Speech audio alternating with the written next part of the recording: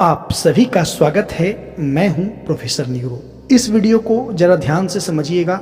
यदि आप लड़की हैं, यदि आप फीमेल हैं और आपकी शादी नहीं हुई है तो इस बात को जरा ध्यान से समझने का प्रयास करिएगा।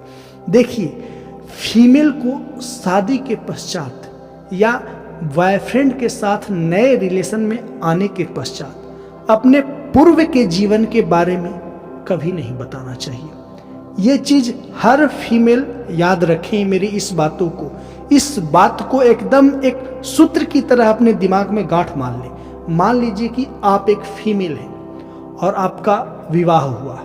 विवाह के बाद आप अपने हस्बैंड के साथ रहने लगे, तो याद रखिए, हस्बैंड को विवाह पूर्व आपके जीवन में क्या क्या कांड किए हैं आपने और क्या क्या आपसे कांड करवाया या किया गया है बलपूर्वक, वो सब चीज़ों को अपने दिमाग से इरेज कर दें। अपने हस्बैंड को कतई ना बताएं और दिमाग से कंप्लीटली इरेज कर दें। अर्थात विवाह के बाद आपके विवाह के पूर्व जीवन में जितने भी उपद्रव हैं, और उपद्रव का मतलब क्या, सेक्सुअल उपद्रव, मेल फीमेल वाला, अन्य प्रसंग लड़का लड़की वाला जो उपद्रव होता है ना, उस उपद्रव को निकाल करके फेंक दें और हस्बैंड को तो कतई ना बताएं। क्योंकि मैं अपने सेक्सुअल काउंसलिंग के दौरान देखा हूं कि कई कपल्स के जीवन में इन्हीं सारी बातों को लेकर के तनाव आता है, डिवोर्स होता है और हस्बैंड शक करते रहता है और मौका मिलते ही हस्बैंड या बॉयफ्रेंड इस बात का ताना देना शुरू करता है कि तुम्हारा तो मेरे से भी पहले ऐसा ऐसा था।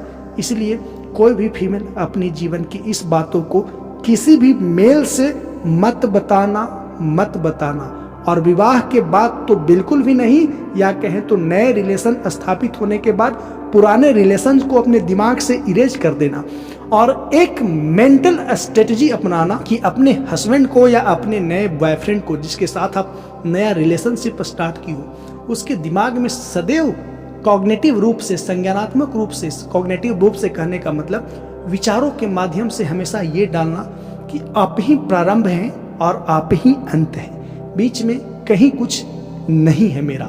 और इस चीज को आप बार बार वक्त मिलने पे, समय समय पे, जब वैसा मौका आए तो आप अपने मेल पार्टनर को यानी हस्बैंड को या नए वाले बॉयफ्रेंड को एहसास करवाना अपने कर्मों के माध्यम से, अपने वक्तव्यों के माध्यम से, बोल करके या ऐसा करके, नहीं तो आपका जीवन नर्क हो सकता है। इसीलिए मैं फीमेल को वार्निंग कर रहा हूं कि ऐसी चीजें मेल को कतई मत बताना आप, क्योंकि इस तरह की चीजें मैं बहुत बारीकी से ऑब्जर्व किया हूं और फीमेल के लाइफ को बर्बाद होते हुए मैं देखा हूं, एक नहीं हजारों की संख्या में। और कई फीमेल तो इस बात से परेशान रहती है ना कि मेरे हस्बैंड शादी के आज 8 साल हो गए, 10 साल हो गए, अभी भी शक करते हैं मुझ पर। तो मैं पूछता हूं कि ऐसा क्या है आपके जीवन में, ऐसा क्या रहा है आपके जीवन में पहले?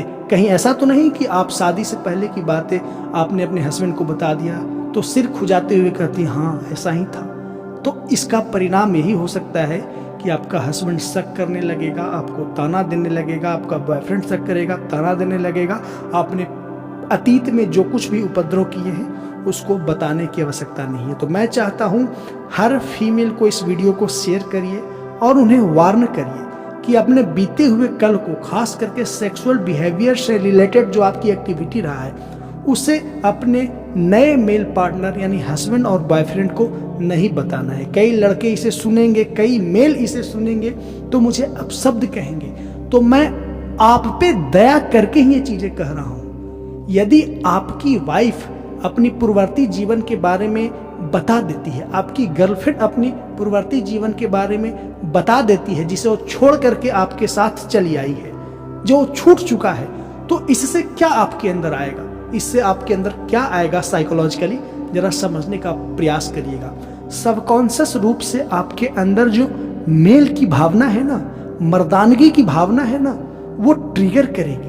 और जब आपके अंदर मर्दानगी, इसे समझने की कोशिश करिएगा, मर्दानगी की भावना ट्रिगर करेगी वाइफ के पुराने फ्रेंड से या पुराने बॉयफ्रेंड से सेक्सुअल बिहेवियर के बारे में, तो आपके अंदर का जो मर्द है ना, वो इस ताक में रहेगा कि कब अपनी वाइफ को इस बात को लेकर के जो शादी से पहले या मुझसे जुड़ने से पहले था उसे लेकर के उसे दबाऊं।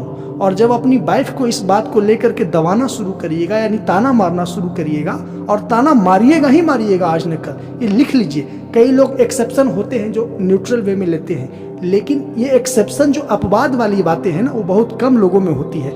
तो जब आप ताना मारिएगा तो आपकी वाइफ सुनेगी बार बार, और उसे चोट पहुंचेगा कि मैं तो ईमानदारी से बता दी थी कि नए रिश्ते का प्रारंभ कर रही हूँ, तो चलो सब कुछ बता देती हूँ। वो उसके अंदर ईमानदारी होती है। नहीं तो भला क्यों कोई लड़की या क्यों कोई वाइफ अपने हस्बैंड को ये सारी चीज़ें बताएगी कि मेरे हस्बैंड है, मैं बता देती हूँ। लेकिन वाइफ के साथ आप बार बार ऐसा टोंट कर रहे हैं, बार बार उसे टॉर्चर कर रहे हैं, इस बातों को लेकर के शक कर रहे हैं, तो अंदर से टूट जाएगी और आपके साथ काफ़ी ही अनबैलेंस होकर के व्यवहार करना प्रारंभ करेगी, जिससे आपके रिश्तों में खटास आ सकता है। तो आप अपनी वाइफ को, अपनी गर्लफ्रेंड को बीते हुए कल के बारे में जान करके कुछ लाभ न लेकर के हानि ही ले पाएंगे। तो ओवरऑल मेरा इस वीडियो का लक्ष्य यही था कि लड़कियां खास करके बची।